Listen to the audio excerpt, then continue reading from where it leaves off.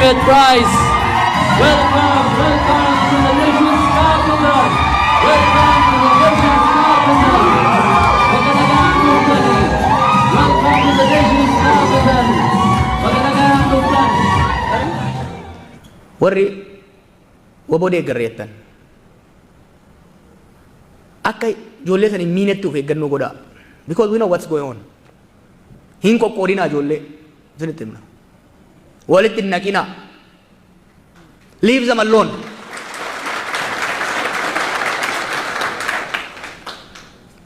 Do I have to say the details? No.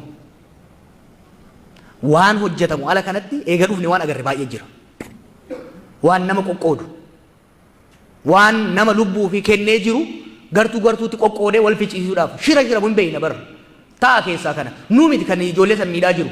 Nuyi hamma humna keenyatti hojjechaa jirra. Namni hojjetu waliin lolu kataa'ee odeessuuf nama walitti naqu. Dhaaba Oromoo hundumaatiif gaarummaa agarsiisa. Akkuma sila abbootiin keenya dubbatan dhaaba Oromoo dhufu hundumaatiif gaarummaa keessan agarsiisa. Waliin caalchisinaa. Abaluutu caalu abaluu caalu hin jedhina. Ka caalu Rabbitu beeka, ka milkaa'u Waaqatu beeka. Isin ka dhufe hundumaa gargaara, wal bira dhaabbadha. Kanaaf daayivarsiitii yaada barbaanna nuti. Nama nu deggeru, nama nu sossobu duwwarraa waa dhageenye abaluu koo nuun jedhanii akka deeman hin barbaannu. Say what you have to say. Waan jechuu dandeessa jedha. Komee qabdan kaasaa. Waan nu komattanis kaasaa. Gaaffii keessan, adaraa keessan gaaffii yeroo gaafattan ibsan kennina. Ibsan kennina. Kun maal inni maa kana ta'ee eewu kana godhee jedhaatiin nu gaafadha. Ibsaa fi mammaaksaa fi maaloo waan adda addaa nu gabaabsaa garaa keessa. Maaliif dhagaa turree dhufne ibsa baay'ee nu barbaachisu. Gaaffii keessan just to the point waan nu godhati nu gaafadha. Jawaar uummata Oromoo dhagaye ka jettee fi nan dhagaya bar. Sis nan dhagaya. Kaffallaa keetis jiru nan dhagaya. Ofis nan dhagaya. Garuu waan si gammachiisu sitti ni moon. Kaati jettus dhagaye, ka uummanni biraa jedhu dhagaye, waan hin barnoota hin qabu, waan hin muuxannoo hin qabu laaleetiin madaalchisee waan saba kanaaf biyya kanaaf ta'u jedhu hima. Kun si gammachiisuu dhabuu danda'a. Ani garuu si bashannansiisu as hin jiru. Ani ela dhiisa harka dhiisa. Uummata miliyoonaan baasee jira. Hin dandamu osoo jedhu qabatamaan hojii hojjedhee agarsiisee jira. Ani faaruu hin barbaadu. Faarfamee nagahee jira. Bakka amma jirutti, umriin amma jirutti yoomiin du'aa isaa hin beeku. Sadarkaa amma jirutti qeeqa sodaadhee, balaaleffannaa sodaadhee waan uummata kana qilee hamatti galchu hin lallabu'an. Ani kan nu ajjeesaa jirus, kan nu galaafachaa jirus, akka lammii lammataatti saba keenya kan nu ilaalaa jirus ammas Itoophiyaadha. Itoophiyaan kun jiraata osoo jirru kiristinnaa kaasaa jirti. Uummata Oromoo lafa keenyaaf qabeenya keenya irratti nuti taphachaa jirti. Kanaaf asuma teenyees waa baay'ee taajjabne, waa baay'ee argine. Akka isheen nurratti olaantummaa argisiiste Amaariffaanii jechuudha. Dhaggeeffadha. Ani osoo Amaariffaa so'a ta'e kabaja guddaa, olaantummaa guddaa saba kanaaf laatama jechuudha. Garbummaan kanarraa eegan. Kanaaf furmaanni kana jiru ta'uu danda'u, kan nu deebisuu danda'u karaa nagaa keessan miti. Arras karaa doos dubbadheera. Waraana bilisummaa Oromoo maallaqa keessan funaannattaniitu galatoomaa tuuriis argineerra. Sabni keenya keessumaa Wallagga irratti, Gujii irrattis argaa jira. Haati keenya bo'aa jirti, sabni keenya du'aa jira, galaatafamaa jira. Kan ammoo obbo Baqqalaa Raagaadhaan Rabbi isaa eebbisu jiraadhu akka ilma tokkootti haadha keetu abbaa kee waan isaan salphatan argaa jirtaati jechuudha. Kanaaf si hukumti. Kan addanaatee akka sakarramu kan taasise hawaasni keenyi, obbolaan durbi keenyi maal akka ta'an argaa jira. Kan nu galaafachaa jiru ammas mootummaa kashalabbee hattuu sobduu opiidiyooma kanan kan nu salphise. Waan biraa miti. Itti saalfachuu dandeessu opiidiyooma xirooftuu kanatu saba kana salphisiisee akka lammii lammataatti nu godhe Jawaar Maammeedha. Jawaar si jaallata Oromoonii, nuti hundumti keenya akka ilma Oromoo tokko si jaallata. Garuu warri isin akkuma naa obsaa gaaffii lama si gaafadheen xumuru galma siyaasa yookaan akka politikaal goolii kaafaa'ootti Oromoon akka maal gonfatuufidha. Hireen isaa Oromoo. Daqiiqaa fi keeffiti sa'aatii kennumeera daqiiqaa fi keeffiti. Okay. Naa obsi Amaariffaan siyaasa naa obsuufi maal gaafatuufi isin hireen uummata Oromoo murteessuudhaatti Itoophiyaa keessatti Oromoon akka qabsaa'u hiree isaa murteeffatu immoo situ nu murteesse akka Itoophiyaatti jalatti fudhannee amee jennee jiraachuu fi qophurannamoo akkami kun ifa nuuf ta'uu danda'a. Hiree murteeffannaa uummata Oromoo murteeffatamoo situ nu bakka uummata Oromoo 60 miliyoona 60 kan situ nu murteessa. Abadera, please, Charlie, please, baka namin Charlie, security, please. Please, Charlie.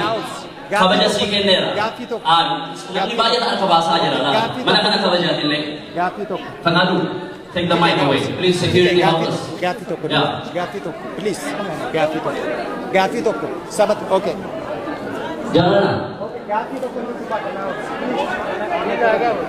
Guys, okay. Wanta kana kan manage godhu ana. Charlie, you are done. Thank you. Turn off the mic, please. Mic it down. Thank you. Dr. Jaltu, gaaffii kabajasi, kinutu Dr. Jaltu. Akka obbo Baqqalaan dubbatutti obbo Johaar maaliif hin dubbanne kajuun ammallee asumattillee akka koshas taanuu haala ammaan kana biyya keessa jirutti yookiinis mambultii yookiinis abbootii biyya bulchan akkanaa galetti koshas akka taanuu Johaar nutti hime obbo Baqqalaan akkami dhugaasaa akkanaan harka je'ee nutti hime kana je'eeti namni hedduu dubbata gaaffiin kiyya Johaariif anaani garuu waan dhageera. Umrii kanatti gara waggaa 87 ga'e guyyaa tokko gammadee guyyaa tokko boo'e. Guyyaan boo'ee neesuni guyyaa ilmi keenya gootichi ajjeefame guyyaa Hacaaluu Hundeessaa boo'e. Namni manguddoo ta'e yeroo kanan booyu. Guyyaa kam gammadee yoo naan jettan gaafa hidhamtan hin boonnellee hin naanellee hidhama jagnaati hidhama goototaati. Garuu gaafni boo'e gaafa isin lagannaa jalqabdan. Lagannaa sani gaafa dhiiftan gammade gaafa san kolfe. Wanni irra goonu martuu, wanni irra dubbannu martuu, wanni amma godhamu martuu bolseenaa ta'a. Dhaloonni boruuf akka seeratti kataba. Waan mishallee haa ta'u, waan badallee haa ta'u. Garuu amma gaafii kiyya sirraa isin jalqaba. Gara gaafii kiyya seena tokko. Maa hidhamtan? Maal balleessisanii hidhamtan? Miidiyaan kijibaa waa hedduutti marii waa hedduu dhageenye. Mee balleessan keessan maali? Lammaffaa akkamiin hidhamtan? Akkamiin hiikamtan? Gaafa hidhaa jirtan ka si wajjin dhaabate, ka qaaman dhaabate, ka qabeenyaan dhaabate, ka bishaan isin obaase. Osoo dubbisin maa gara biyya alaa dhuftan? Hin dhooggatamtammoo isin dhooggammoo maa alan bayina? Sadaffaa namni isin waliin hidhame, ka isin waliin hiikame yoo bahee biyya kaaba keessa deemeetiniin faanaan deemee faannoo gurmeessu yoo qindeessu isin uummata keessa maa bahuu dadhabdan? Oromoo maa arguu dadhabdan? Maa laaluu dadhabdan? Osoo mootummaan kun kafaa'oo afeereetinii waliin haasofan isiniin jedhe waamicha isaa san fudhattu isin. Yoo ka fudhatan taate ijjannoon keessan ka waboo qabdan maal ta'a? Waboon gaafa san ittisa waraana biyyaatti ta'amoo? Humna addaa akka Oromiyaatti ta'amoo? Poolisii ta'amoo? Yookiin akkuma waraana dargii faca'eetinii kararra taa'ee akka kadhatu ta'a? Kanallee deebisaa nuu kenna. የጉራጌ ማህበረሰብ ደግሞ አሁን ያለበት ሁኔታ እጅግ በጣም ከፍተኛ ችግር ውስጥ እንዳለ ይታወቃል። በተለይ የደቡብ ክልል ከመጠየቅ ጋር አንስቶ የጉራጌው እጅግ በጣም ጠንክሮ የሄደ ስር የሰደደ ጥያቄ አለና የቡሹት ከንዱፍተኒ ፍለኖ አብደተን ይድነት ፈካታ ፍለኖን ኩን እንድታሉ ኩን ኦሮሚያ ከሰተው ዲሱ ይንደንዳ ዮተይሞ አብይ ወጋ ሶዶማ ፊ ፒፒን ኦሮሚያ ሙሹታናኒ ኤኙ ዩቢ ከነ ቡሹ እንደንደው የደጅራ ከናቲ ፊ ኡፉማ ደብዱ ጀቹ ለምፋልሞ actually I gave up on Jawar Obo Jawari hedus jalada really wan bayo jeteta garu ummat oromo daga hinjirtu Europe rajal kabe hamas ufte jirtutti umman oromo hundumtu wan sinitim wan tatoppa wa tokko daga hinjirtan yaada keessanis jijjiiraa hinjirtan non umman oromo kan oromiya bilisa baasu kan oromiya abdatee jiru umman oromo waboti wabo male esa yogeenyu hindande qawwe male esa yogeenyu hindande bi Ethiopia sun yo oromiya bilisomte qofa bilisumma oromotti aaneti biyyu sun kam bilisomu dando kanatif oromiya bilisomsina wabodu kadaabanna qawwebinna nimon kan madwatnu basa wanta jettani obbo Jawar afaan mi'aawatiin ummata keenya lammaffaa yookaan sadaffaa hin dogoggorsi please kanaatiif gaaffii isa dhumaa obbo Jawar kanan gaafadhu maaliif waboorratti confidence hin qabdu why waboon ijaarame isa durii caalaa harka dhibba tokko cimee biyya oromiyaa miti biyya Itoophiyaa sana bushuu ka amma danda'u humna godhatee jira akka durii maal jedhamee hamatamu hin jiru waboor oromiyaa hundumaa keessatti qixxummaatiin naannummaa tokko malee dhaabatee jira kanaaf maaliif konfidensiin kee wabooraa irratti waaqayyoon galateeffadha warra waaqa isaas gargaaree asiin isin ga'e obbo Baqqalee Garbaa durumaa kaastanii dadhabdanii faamiliidhaan waan hundumaatiin qabsoo kanatti nu jirra akkatanii as geessanii Jawaar atillee guddaa galatoomii baay'ee isin jaalladha gaaffii lama duwwaan isinii qaba gaaffiin jalqabaa isin kan isin jechaa jirtanii oromiyaa sanaa Itoophiyaa kana keessatti suphinee wajjin jiraachisuudha jettanii Dr. Gammachuu Magarsaa kan isaan jedhan interview isaanirraa kan hin dhaga'e Itoophiyaan kun diina Oromiyaati Oromiyaan kun diina Itoophiyaati wanta jedhamu hin dhaga'e so eenyutu sirriidha moo barumaaf jedheen tokko gaaffiin koo kanadha gaaffiin koo inni lammaffaa waraanni bilisummaa Oromoo yeroo itti qawwee isaa kaasee ummati Oromoos ijoollee kana bukkee dhaabbachaa jiranitti yeroo nuun ijoollee kana gargaaraa jirrutti tuurii galatoomaa kana jettanii dhuftanii amma xinnoo ishee namni gara lamatti socho'uuf dhufeeraa gaafa biyya galtan tuurii kana fixxanii ijoollee kana teessistanii wajjin haasoftumoo marroo teessistanii wajjin haasoftanii gar tokkotti walitti nu fiddumoo akkuma facaane kanattitu akka minaan iyyeessaa facaane hafna barabaraan wal lolaa hafna isa jedhu isin gaafachuu barbaadeenidha guddaa galatooma. Maaliif hidhamtanii akkamittiin immoo baatanii jedhanii abbaan keenya asiin gaafataniif nuyi waan hidhamneef hin beeknu gaafa kaane Hacaaluu ajjeefame boo'icha dhadhe kun waan dhugaadha galgala dhageenye walii bilbilee akkam goona jennee ganama boo'icha deemnaa reeffasaa bakka maatiin isaa murteetti geggeessina ka jedhuudhaan manaa baane garuu wanti tokko nutti dhaga'ama wanti nutti dhaga'amu waa inni Hacaaluun nama tokko miti amma du'e akkuma nama dhaqanii waa gatanii ammoo dhaqanii akka gatamu hin barbaanne kabaja Oromootu achi keessa jira eenyummaa Oromootu achi keessa jira bakka inni itti ulfina argatee itti weellisee deeggartoota qabu handhuura biyya isaatii irraa fuudhanii akkuma nama gatii hin qabne tokkotti ammoo du'e amma fuudhanii yeroo dhaqanii gatan nutti dhaga'ama akkamittiin gatama wannoon isaa yoo addan baane seerumaan illee hakiimiin illee ilaalee waan saayyuu hin qoranne akkamittiin gatama dhalli namaa Oromootu gatame jechuudha isa jedhu nutti dhaga'aman. Kanaaf bakka tokko taa'ee reeffi isaa kabajaa Oromoonni bahaa jiru inni kaabaa kibba jiru dhufee handhuura biyya isaatiitti nagaatti dhaamee boo'ee gadda isaa ibsatee isa booddee koreen dhaabbatee sirnaan bakka maatiin isaa geggeessetti haa geggeeffamu reeffi isaa haa boqotuu kan jedhu ture. Osoo nuyi waa'ee kanaa gungumaa jiru dargaggoonni iyyuu karaa kutanii hin darbu jedhanii deebisnee finnee galma aadaa Oromootti gaafa finnee achi ture guyyaa tokko lama bulee geggeessan haa raawwatuuf jennee achi too bira jirru poolisiin dhufeen fudhanna reeffaa nuun jedhan. Maaliif fudhatu jennaan dubbii nutti hin baay'isinaa hin fudhannaa jedhani waan baay'eetu ture isa kana keessa deemuun barbaachisaa miti hin fudhannaa jaallattanis jibbitanis nuun jedhan. Kanaaf mootummaa wajjin hin lolannan homaa gochuu hin dandeenyu. Fudhatanii deeman.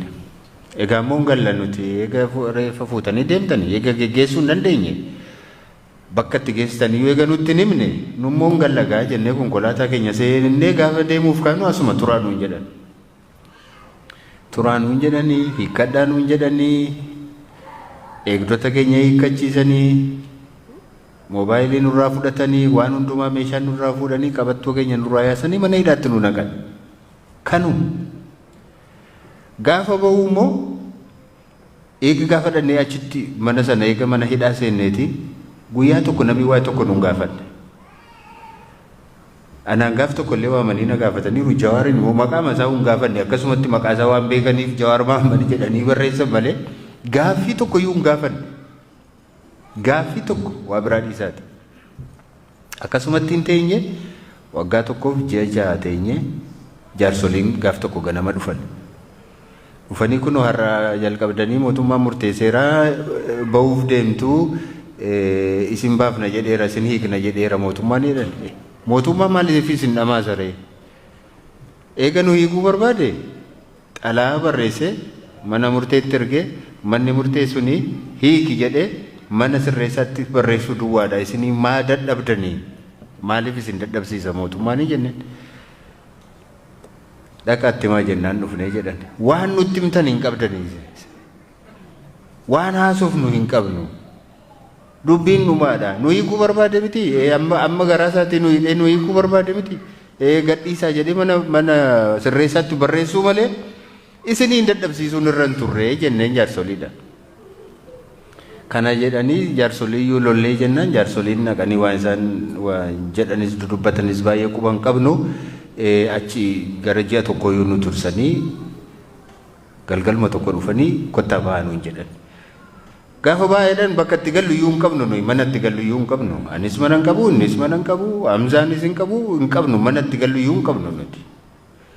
Lafuma itti gallu mana illee kireeffannaa moo nu obsaa kaa guyyaa akkasii baatu jettanii nutti hin himne jennaan hin ta'u amma deemtu jedhan. Hin deemnu hin baanu hin baatu maleedha. Waan ajaa'ibaati dhugaa isinitti himna. Hin baatu har'uma baatu malee asin bultan eeshii eessa bullaa asii baane moo nama mana qabu miti. Jennaan hin baatu yoo hoteela ta'e hoteela fa'aa isin bulchina malee asin bullu hin baatu malee. Akka kanaatiin halkaniin dirqamaan wantooma kenna jala galanii poolisiin nu guguddaan masgagga'u kun akkumatti lafaa ol nu fuudhanii nu rarraasanii nu fuudhanii ba'an. Dhaqanii yoo konkolaataa keessa nu ka'an isa dhugaa isinitti dubbanna. Humnaan dirqamaan akkumatti bobaa kana jala qabanii lafa nu hankaaksanii fuudhanii dhaqanii wannoo keessa nu buusan konkolaataa keessa. Konkolaataa keessa hin bu'uudhee Jawaarachi wannoo sana keessatti hammam maal akka ture namoota yeroo sana argan duwwaatu beeka. Kana ture dubbichi. Hin beeknu maaliif akka nuyi hin beeknu? Maaliif akka nuyi kan isin beeknu? Garuu wanta nuyi tilmaamnu yeroo ba'aa Oromiyaa kana Harargee fi Arsiifaa kana keessa deemnee yeroo uummanni hambisuun yeroo nutti birmatee haasaa keenya dhaggeeffachuudhaaf tumsa keenyaaf yeroo inni ba'u gaafa arganii jarri hin danda'amanii mo'amneerra akkas taanaanii jedhanii sodaataniiru. Kanaaf sababa barbaadanii akka nuyi hamba filannoon darbutti mana hidhaa akka nuyi turru barbaadaniiru. Kanumaaf hin milkaa'anii nuun mana hidhaatti nu naqanii waajjiraalee keenya hin cufanii hooggantoota keenya gara biraas hin hidhanii godinaalee irra warra jiran waajjiroota keenya hundumaa cufanii qofaa isaanii filannootti dhiyaatanii qofaa isaanii waliif ofii isaanii wajjin hin dorgomanii mo'anii kan nuyi quba qabnu kana akka kana taanaan yeroo baay'ee fudhachuuf hin deema.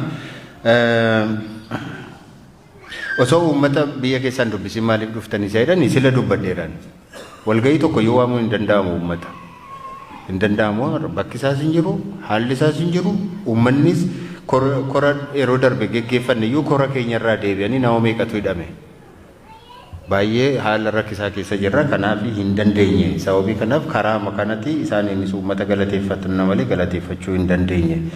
Abiyyi waggaa 30 bulcha jedheera maal faayidaa maalii qaba inni waggaa 100 bulcha yoo jechuu danda'a. Garuu filannootti inni yaanna taanaan immoona beekamaadha. Filannoo sanatti inni yaatamu inni jedhu biyyi sun biyya namni tokkos namni lama qofaan yookaan namni biyya sanaa duwwaa bulchus miti. Itti deemamee naan seeraan itti deemamee jennaan hunduma mo'atama hunduma injifatama. Piroosesii sanaan achi hin ga'uudha achi ga'uu hin dandeenya moo hin dandeenyuudha. Isadha kan nuti yaalaa jirru amma. Isadha kan nu yaalaa jirru. Bira keenyaa garuu hin mo'annaa jenna. Yoo karaa sana ammas hin bunnaa ammas hin hannaa ammas akkas goona jennaan immoo malli biraanis jira mitiire. Malli biraan jira. Kanaaf garuu ijibaachuun barbaachisaadha. Hin danda'amuutii jennee yaaddannu. Nuyi Itoophiyaan diina Oromooti Oromoon diina Itoophiyaattis hin jennu nuti. Nuyi sirni amma jiru kun nu hacuuceera. Kaleessas nu hacuuceera har'as nu miidhaa jira. Garuu biyyi tokko akkuma jirutti sirna isaati malee diina keessanii yookaan diina keenya jenneen fudhannu nu. Saboota biroo wajjin hin nagaa jiraachuu dandeenya. Sirna hunduma keenyaaf ta'u immoo ijaarrachuu dandeenya inni yaadna. Hin danda'ama. Obboloota keenya hedduutu jira, paartiilee hedduutu jira, kan wajjin hojjechaa jirru jira. Nummoo akkaataatti yoo milkoofnee fi biyya sana akkamittiin waliigaltee haaraan ijaarrachuu akka dandeenyu hin beekna. Bifa maaliin akka itti deemnu tarsiimoo hin qabna akka sanaatiin hin deemnaa jennee yaadna. Nuyi abaluu waliin diinas jennee yaadnu abalus diina keenya jennee yaadnu sirnadha. Sirna sanaa waliin immoo ittiin falmaa jirra.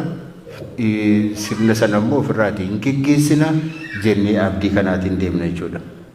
Marroo waliin hin haasofsiiftuu siyaasii deebitanii jedhan maaliif hin haasofsiifnu obboleessa keenya miti maaliif hin haasofnu waliin. Garuu haasaan keenya faayidaa qabaayi.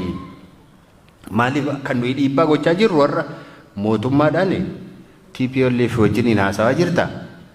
Marroo wajjin isaasayii wajjin haasawuun dirqama. Tokko waliin haasa'anii tokko waliin immoo hin haasa'u jechuun hin danda'amu. Kanaaf waliin haasa'aa jennee dhiibbaa gochaa jirra. Akka lola dhaabanii fi kan nuyi lamaan isaanii irratti kan nuyi dhiibbaa gochaa jirruu fi taa'aatii mootummaadhaanii maaltu ijoollee kana bosonatti galchee gara tokkoon beektu mana irratti gubaniitu akkamittiin bosonan seenu namni manni isaa eega gubate eessa dhaqamee namni bosona balee bakka deemu eessa qaba. Kanaaf gara tokkoon akka namni bosona seenu gochaa maaliif bosona seenee kun shiftaadhaa kun diinaa kun shaneedhaa kun maaloodha jechuun hin danda'amu. Rakkoon mootummaa bira jira. Taa'aatii kana haasaa maaltu bosonatti geessee maaltu rakkoon kun rakkoo siyaasaati siyaasumaan hiikkadhaa jenneetu isaaniin gorsina nuti. Kanaan addunyaanis dhiibbaa akka irratti godhu kan nuyi gochaa jirruuf dippiloomaasiidhaan karaa kanadha. Warri tumsan warri gargaaran akka isaan kana hubatan kan nuyi gochuu barbaannus isuma kanadha jechuudha. Kanaaf gaaffilee hafan Jawaaraa deebisu.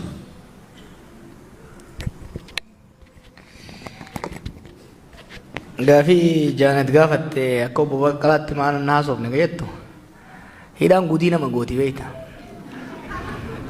Mana hidhaatti an dulloome inni immoo dardaree dhufe.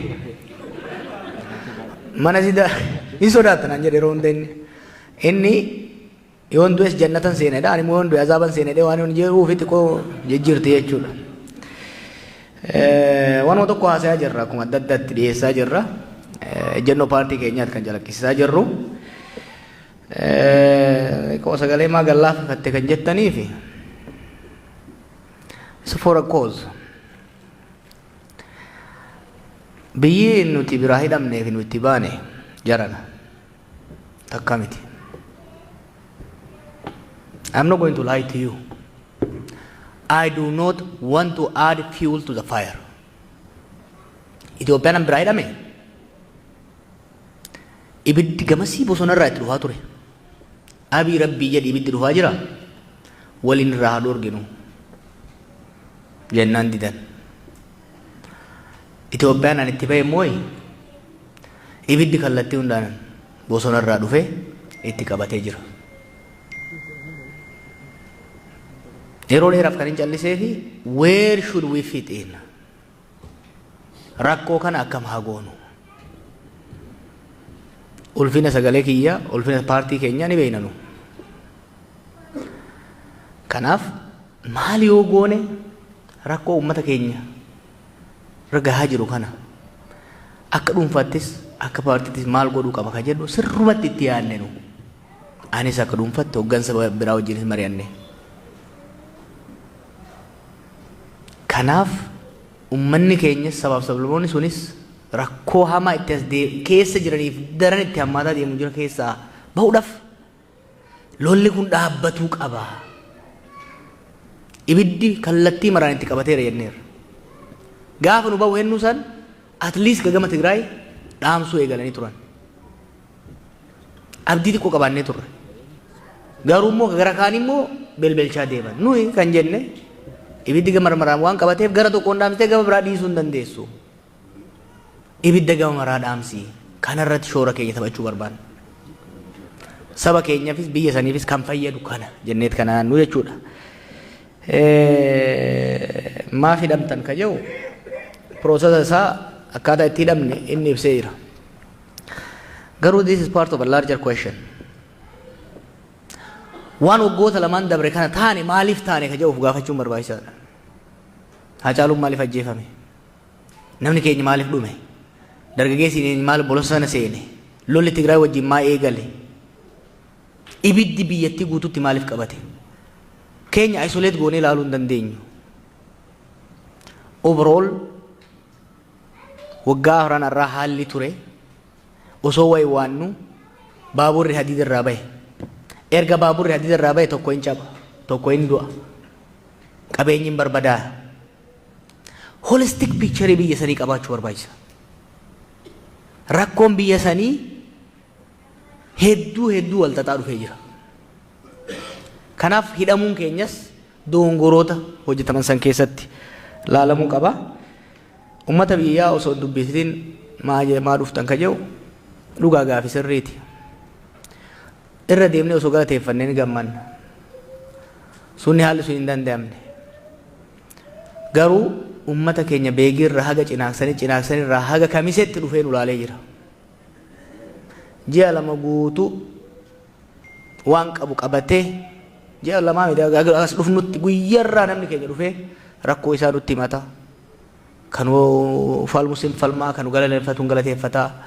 Hubannaa saba keenyaa yaaddoo saba keenyaa hamma tokko akkuma isin nutti himtan kan nutti himeera uummanni keenya.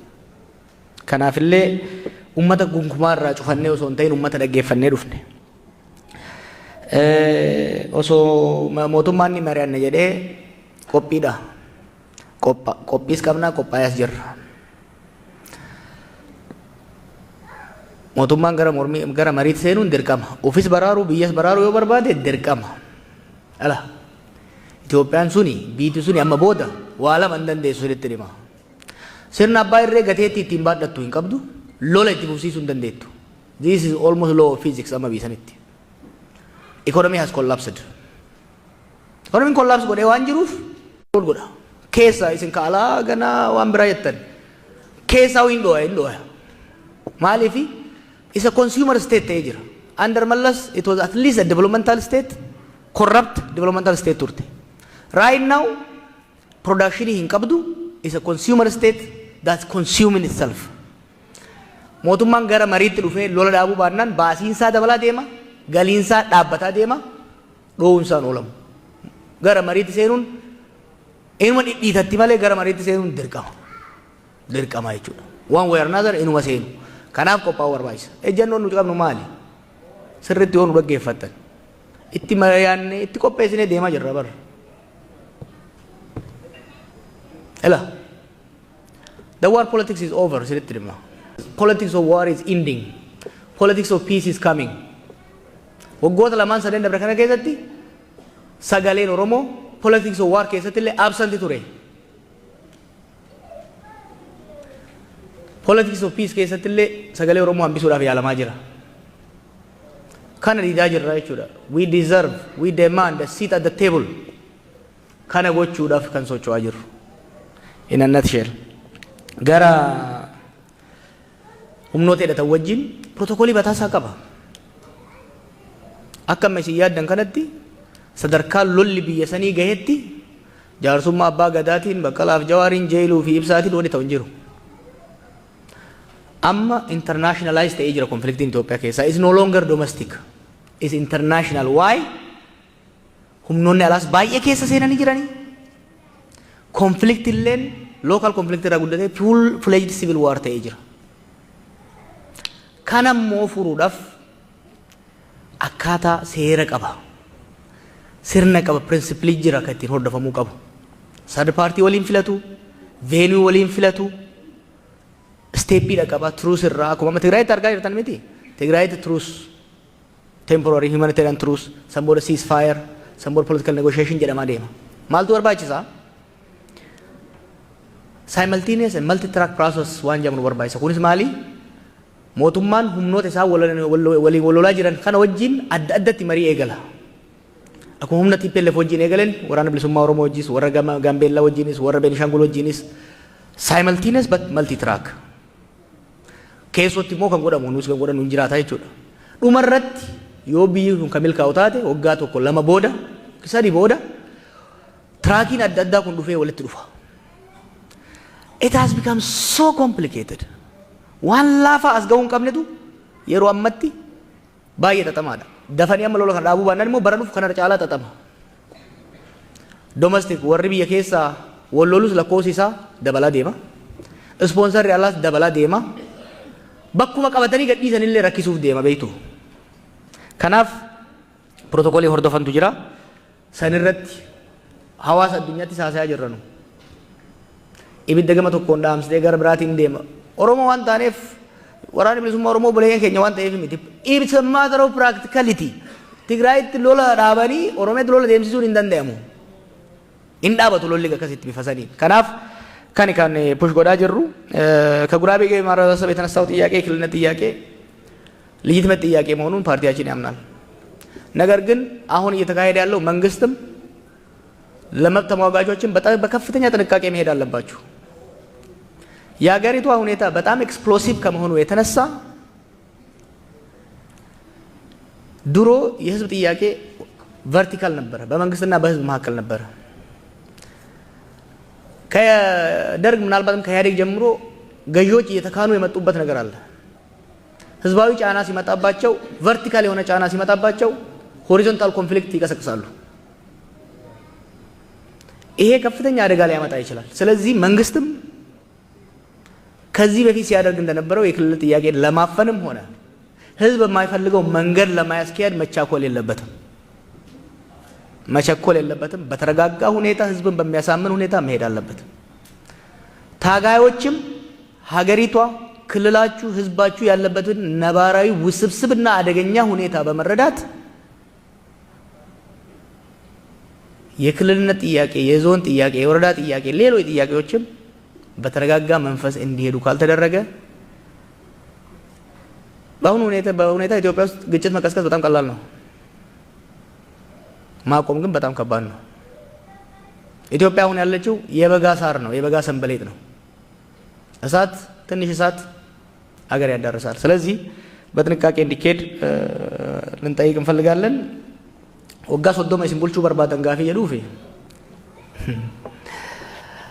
ረቢ ከሰ ጅራ ደጋፊን ጋፈ ቀሮኒ ቀብሶ Gaafa nu 2020tti sirna san buusuu deemnu karoora baafannu jarri waggaa 50 bulchuuf karoora baafataa turan.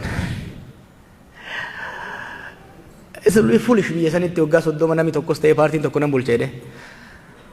Karaa amma deemanii jiraannan waggaa 30 wanti bulchanuu hin jiraattu. Sanitti himna. Warra bulchuu miti.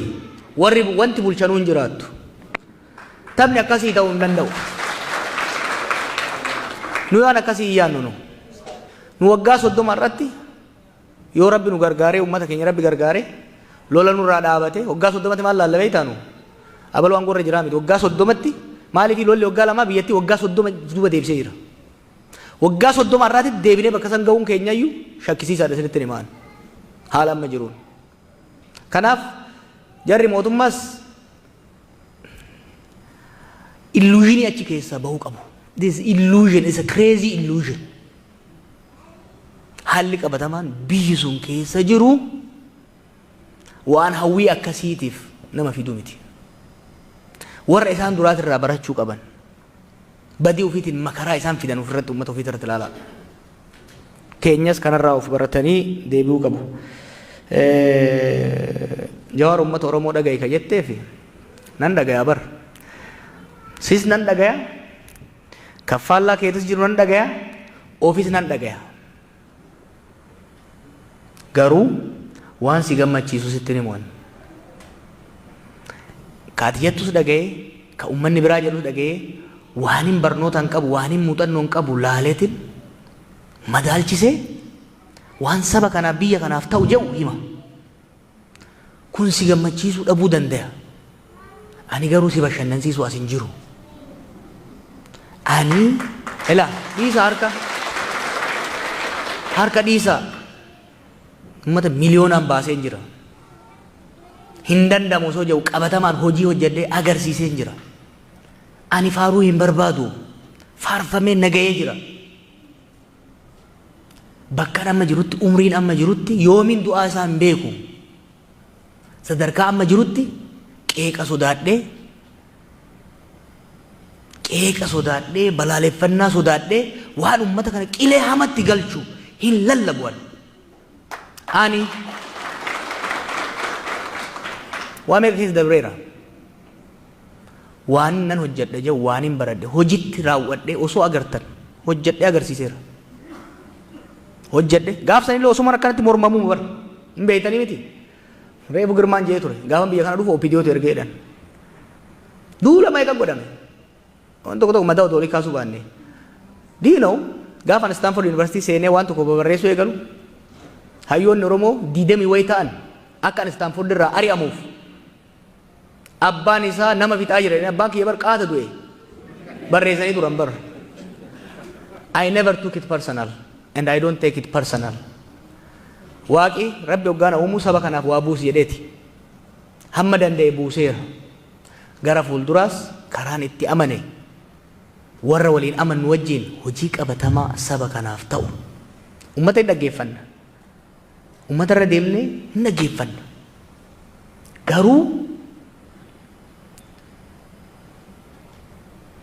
waan popular ta'e qofa. I was a populist. I've done it bar. I know how to do it. Halli qabatamaan Oromoo fi Itoophiyaan keessa jirtu garuu populizimiin hin hojjetu. Populizimiin Abiyyiin bakka geessi agartanii jirtan. I will tell you.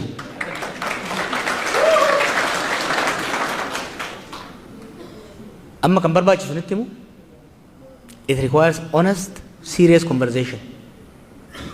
Serious conversation. San immoo godhaa jirra. Waan akkanatti televiziyoon osoo hin ta'in quba qubatti hayyoota keenya wajjin manguddoota keenya wajjin biyyattis godhaa jirra ammallee hin goona. Haala qabatamaa jirru keessa jiru laallee biyya ceessuudhaaf kan itti deemu ta'a jechuudha.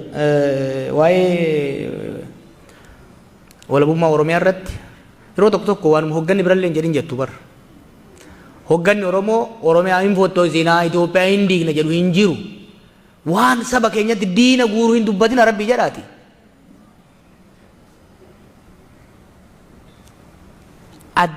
Even the farthest left qabsoo Oromoo keessatti ummanni Oromoo hiree isaa ofiin akka murteeffannu aangeessina jedha malee Hindignaa, hin fottoksinaa. This is negatives. Nuyi garuu akka kaafa'utti paartiidha nu. Gaafan aktivistii ture humna gama maraa jiru qabadhee deemu waan hin qabuuf veeg ture ejjennoon kiyya. Garuu hoggaan paartii seenu ejjennoo clear ta'ee paartii qabuttan seene. Nuyi Itoophiyaa tokko taate ta federaalawaa taate sabni Oromoo fi saboonni biroo ittiin uf bulchan biyyammoo waliin bulchan jaaruu barbaanna. Ejjennoon keenya veeg ta'uu hin danda'u. Kana hoggaa jennu garuu ummataa murteessinee humnaan irratti fe'ena miti.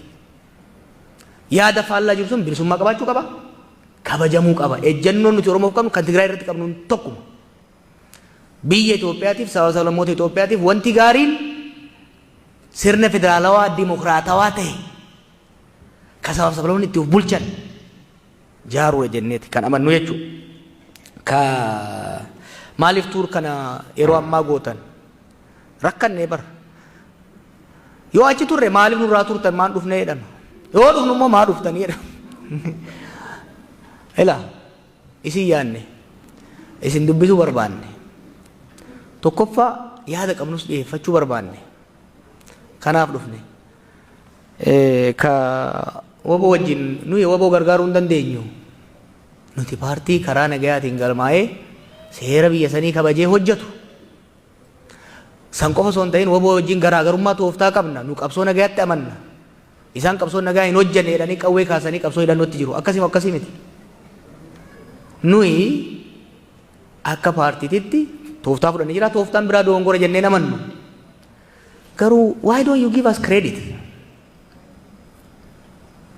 Biyya xiqqoo wayaa nagaa dubbachuun waboo jettee yaamuu dhiisii cinama goruun nama ficcisiisu keessatti nuyi bar paartiin keenya bar koongirasii taa'eeti ejjennoo tokkoon wanni shanee jedhamu hin jiru waraana bilisummaa Oromoo malee jenne barnu. Where were you? San qofa miti bar. Dargaggoonni kun waraanni kun dhiibameet bahee shiftaa miti. It's not a rebel without cause. It is a rebel with just cause. The government must sit down and negotiate jenne. Finfinnee teenye diaspora teenye mi bar. Finfinnee 4 kilo cinaa teenye dubbanne bar kana. We know what we're doing. Garuu warri waboo deeggarreettan akka ijoollee san hin miinetti of eeggannoo godhaa. Because we know what's going on.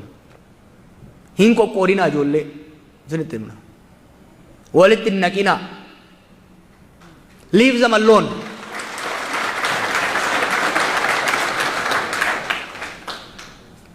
Do I have to say the details? No. Waan hojjetamu ala kanatti eega dhufne waan agarre baay'ee jira. Waan nama qoqqoodu. Waan nama lubbuu fi kennee jiru gartuutti qoqqoodee wal ficcisiisuudhaaf shira mun beeyna bar. Ta'a keessaa kana. Nu miti kan ijoollee san miidhaa jiru. Nuyi hamma humna keenyatti hojjechaa jirra. Namni hojjetu waliin lolu kataa'ee odeessitu nama walitti naqa. Isinitti hima.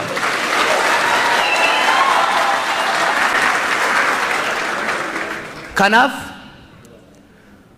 how about you put your money where your mouth is? Put it there. Action speaks louder than words. Okay? Whatever you do, don't be destructive force. Whatever you do, don't be destructive force. Nuyi karaa itti amannee jira.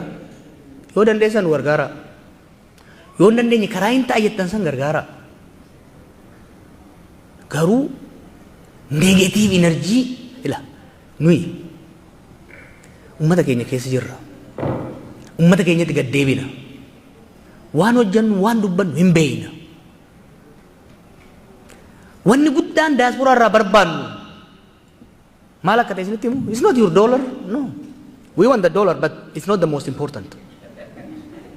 The most important is toxic energy nutti hin ergina. Ummata ajjeefamaa jiru, hidhamaa jiru, beelli rakkisaa jiru, waan uffatu hin qabne, bakka bulu hin qabne. Summii itti gad hin facaasinaa. Summii itti hin facaasinaa.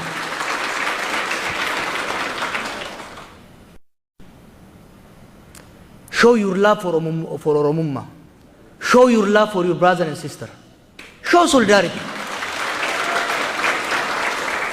Kan wanjala galatoma የችግሮቹ ውስብስብነት አብይ ብቻውን ሊፈታው አይችልም።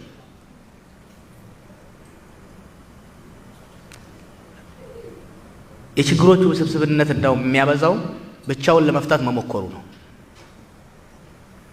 የዛሬ 4 ዓመት እድል ነበረው ለማድረግ። አሁን የተዋናዩ ብዛት የውስጥም የውጭውም ተዋናይ ብዛት የማህበራዊ ኢኮኖሚያዊ ሴኩሪቲ ክፍተቶች ስፋት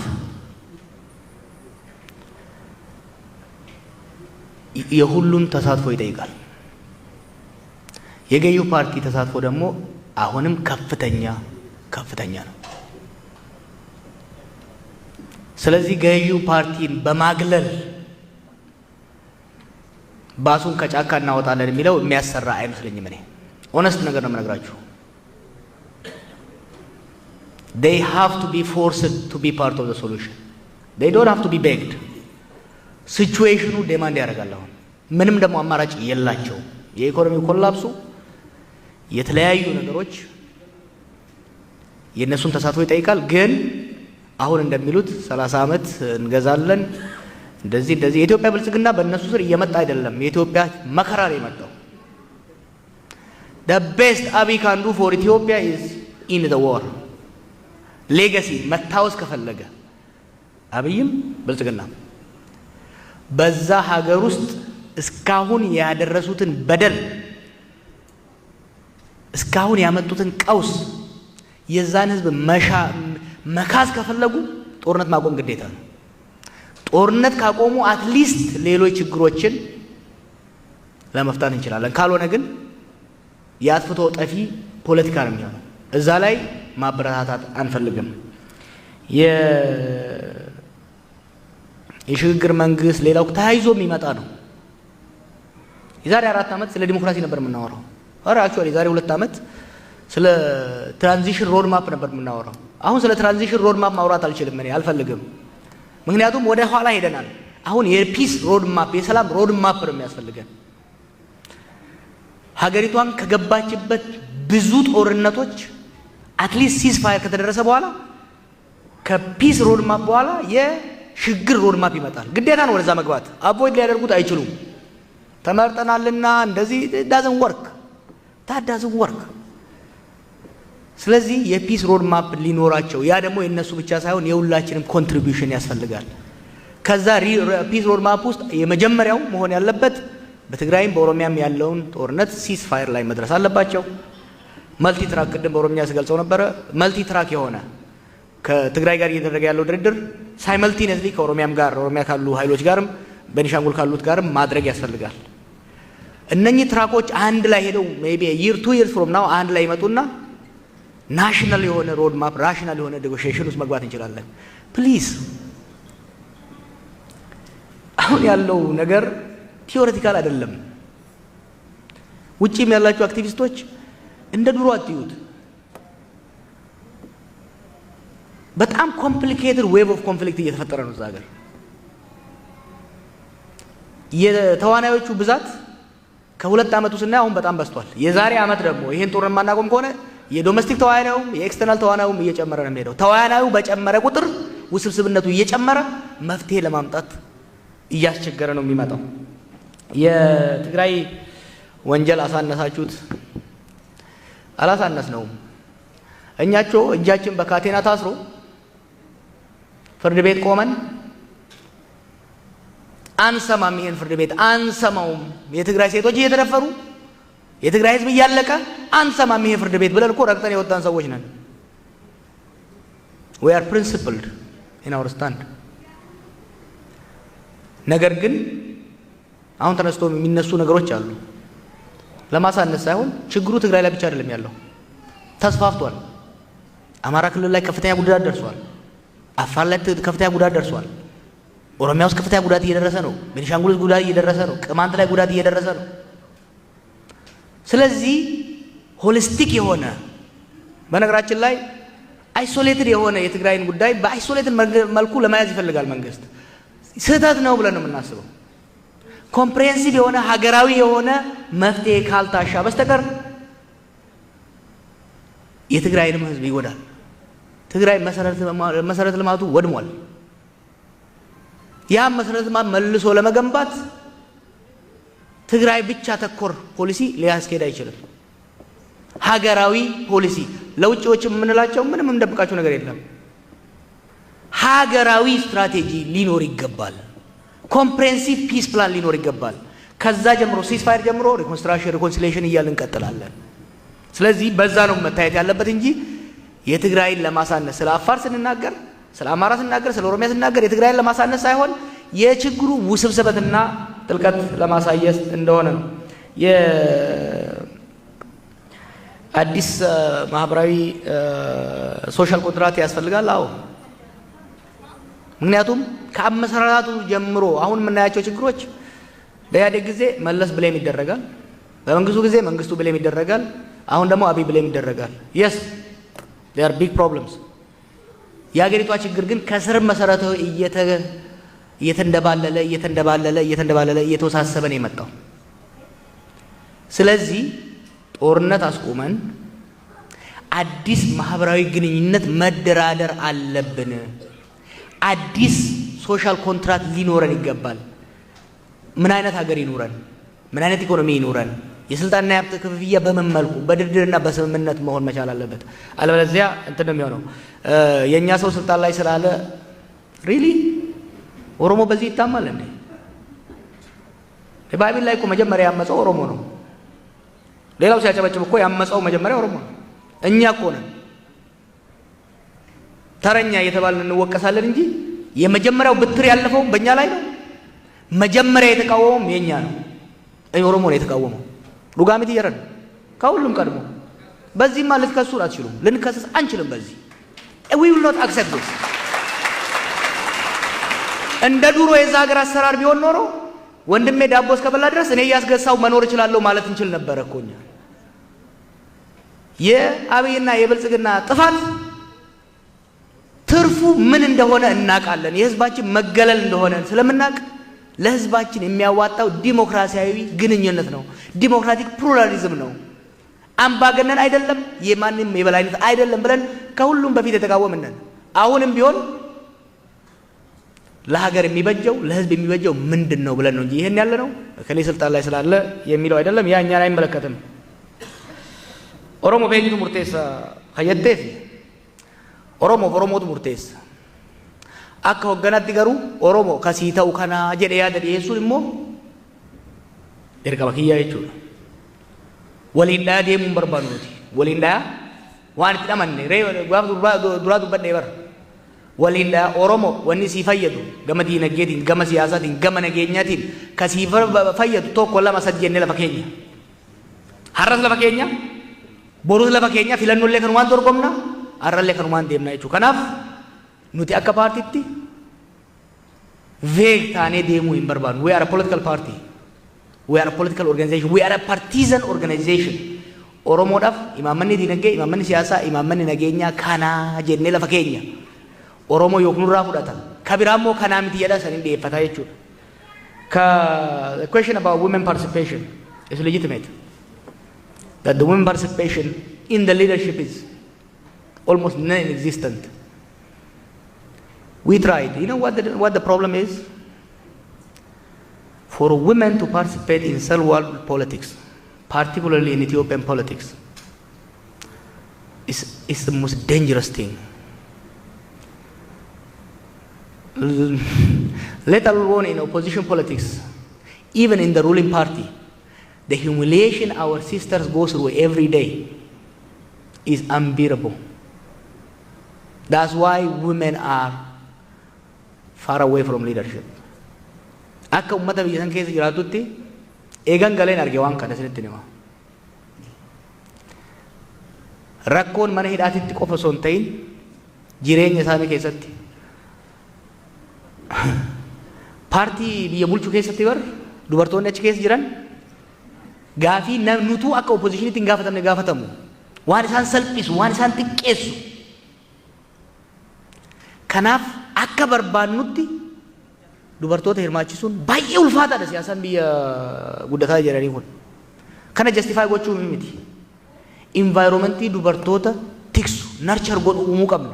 Fakkeenyaaf amma hojii raawwachiisuu keessatti dubartii cimtuu tokko qabna. Dubartii cimtuu qabna damee seeraa keenya hoogganti.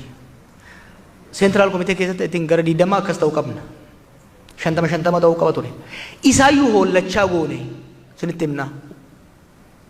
Because we know the kind of brutality that takes place in the system. Kanaaf sanii nu hubadha. I'm not trying to justify. Garuu dubartoota akka dhiirota cimsinee hooggansa kana fudhachuu qabda, hojii kana fudhachuu qabda jennee ugginee itti deemnutti dubartoota keenya riskii akka fudhatan. I don't want, waan an obboleettii xiyyaaf hin barbaanne obboleettii biraatiif hawwuun baay'ee natti ulfaata sinitti hima.